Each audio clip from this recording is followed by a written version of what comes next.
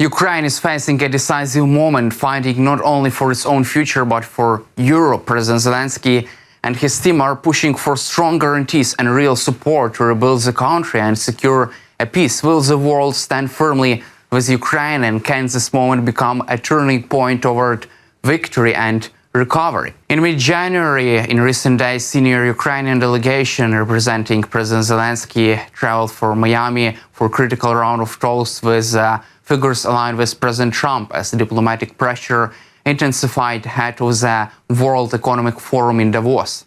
According to officials, the meetings are part of a broader effort to clarify support of Ukraine at a time when Trump, the dominant figure in the Republican Party and White House, is signaling a tougher approach. At the center of negotiations are two closely linked documents: a proposed long-term security guarantees for Ukraine aimed at deterring future Russian aggression, a reconstruction recovery framework estimated by Ukrainian officials to require as much as $800 billion in international backing.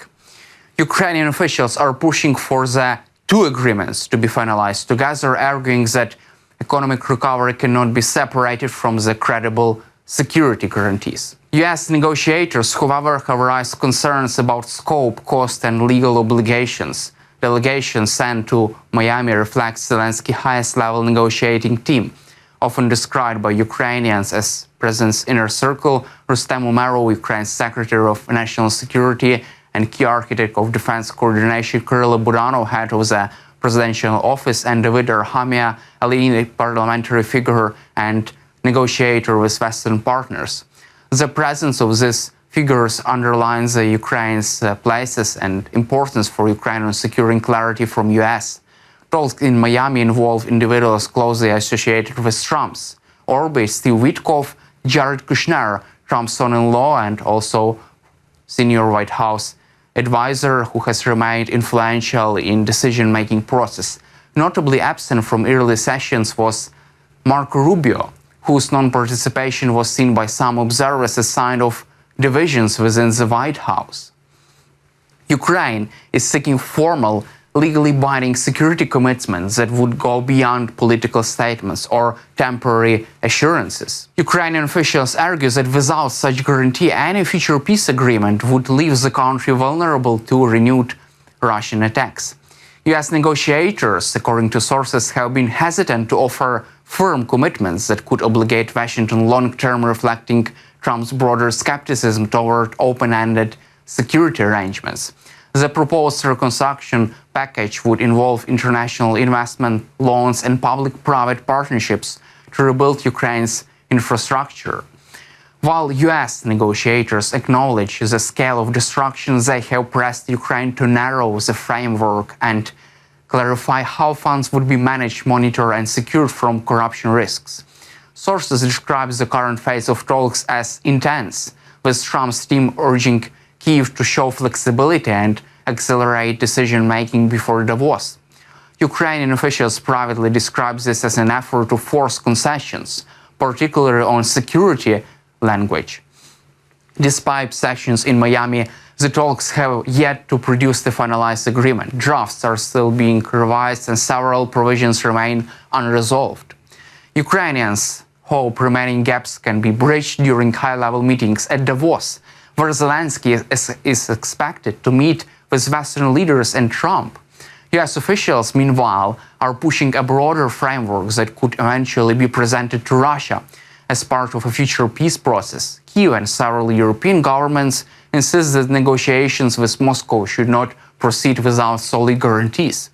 The Miami discussions come as US reassesses its role in the war, with domestic political consideration increasingly shaping foreign policy decisions.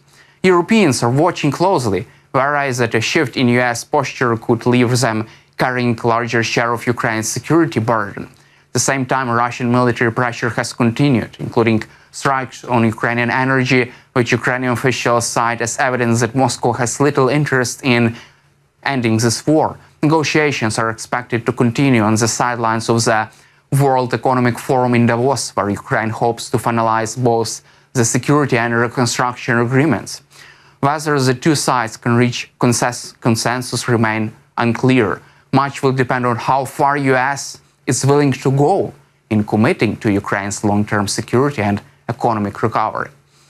With global political and business leaders preparing to gather on World Economic Forum in Davos, media attention has centered on whether US President Donald Trump and Ukrainian President Volodymyr Zelensky will meet during the summit and what such an encounter could signal for the future of US policy toward Ukraine.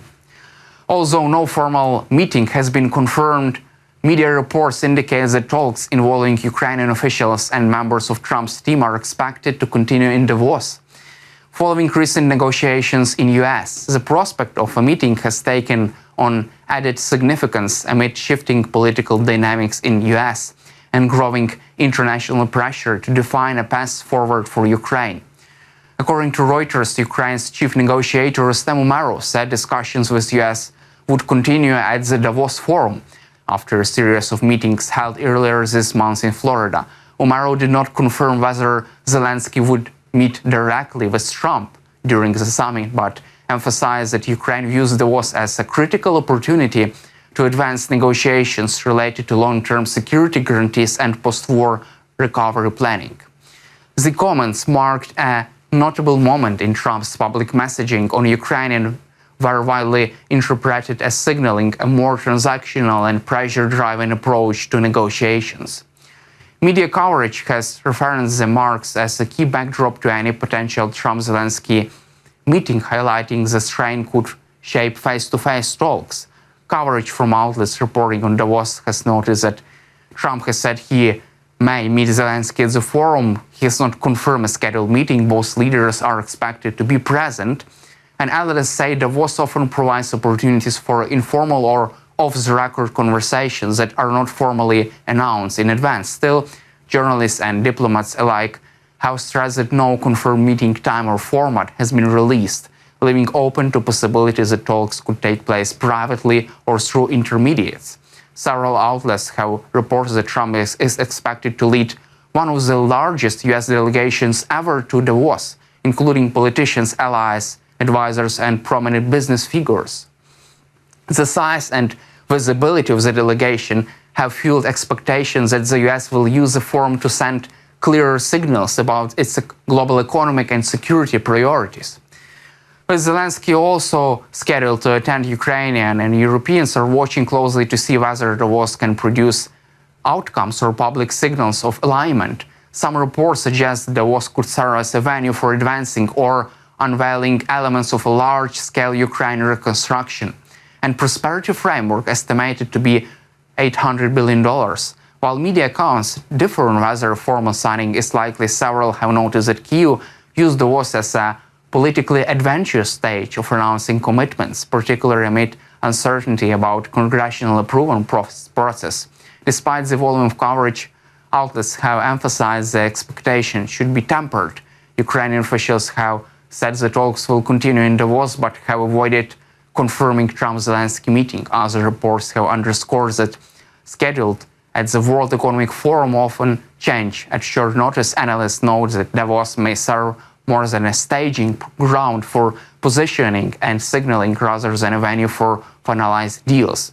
Also, several points are consistent. Ukraine-US discussions are expected to continue during Davos. Zelensky is seeking security guarantee and reconstruction commitments. Trump has publicly also criticized Ukraine's negotiating posture.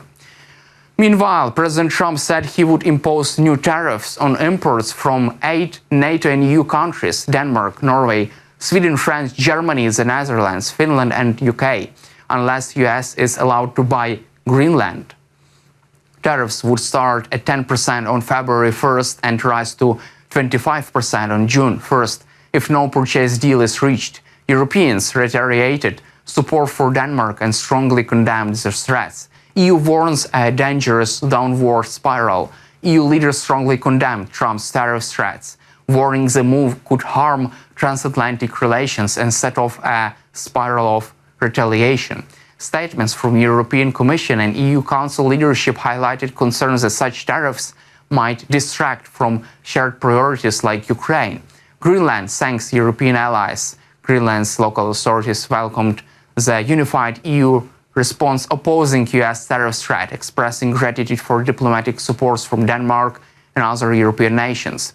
UK Prime Minister voices opposition. British Prime Minister Keir Starmer also told Trump that imposing tariffs on close allies over Greenland was wrong. After discussions with leaders from Denmark, EU and NATO, EU readiness to retaliate, European officials stressed that Brussels would not hesitate to use countermeasures if US tariffs were implemented, signaling strong unity and willingness to protect European economic interests. The EU considers major retaliatory tariffs on US goods, according to Reuters and Financial Times reports. European capitals were preparing tariffs worth $93 billion as leverage ahead of the key economic engagements, including meeting tied to the forum in Davos. EU explores broader trade tools. Reporting indicates that beyond simple tariffs, EU's anti-coercion instrument could be used to limit access for US firms to public contracts or key services sectors if tensions escalate. Markets remain on edge. Continued uncertainty over potential tariff escalation has kept financial markets wary, with investors recalibrating risk and seeking safer haven assets as Europe prepares its response.